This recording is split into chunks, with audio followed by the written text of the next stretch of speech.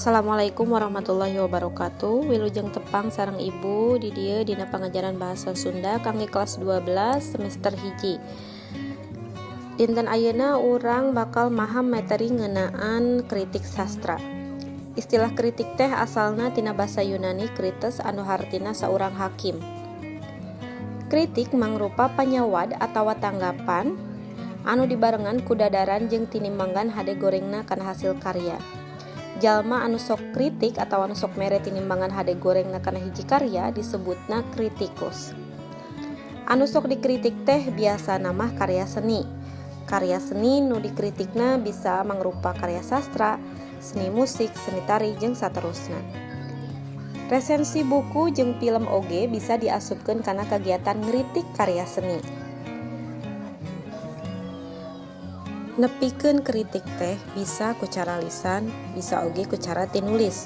Lamun nepikeun kritik secara lisan, aya sawatara padika anu kudu diestokeun. Anu kahiji, gunakeun basa Sunda anu bener tur merenah. Anu kadua, sora kudu ngoncrang tur lafalna kudu bentes. Anu katilu, kaunggulan jeung kahengkeran ditepikeunana kudu saimbang atawa proporsional. Ulah dugika seueur teuing kahengkeran teh nyaeta kakurangan. Nu kaopat, kudu sopan dina ngedalkeun ka teu panuju atawa ka teu sugema. Lamun misalkeun hidup teu satuju atanapi teu sugema kana pendapat hiji jalma, ditepikeunana kudu sopan. Anu kalima, tembongkeun rasa resep atawa teresep sawajarna. Anu kagenep, singkahan, jejer atawa pasualan anu sifatna pribadi atawa ulah ngritik kana pasualan pribadi. Anu dikritik teh hasil karyana sanes ka pribadina. Kita maksudna. Lamun nepikeun kritik secara tinulis nya kudu tuhu kana aturan-aturan nulis karangan esei atanapi aturan-aturan nulis artikel. Tulisan kritik teh ilaharna sok disebut esei atawa artikel kritik.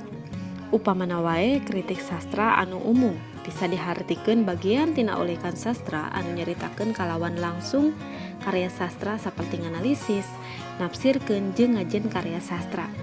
Dina prinsipna kritik sastra teh ngajen atanapi nganilai, atanapi mere saran atau masukan ngeunaan alus gorengna hiji karya sastra.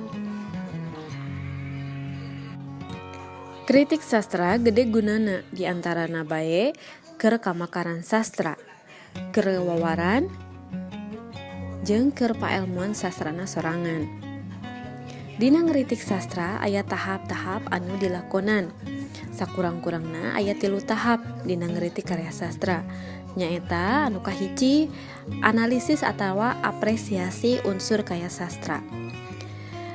Anu kadua, nafsirkeun eusi karya sastra.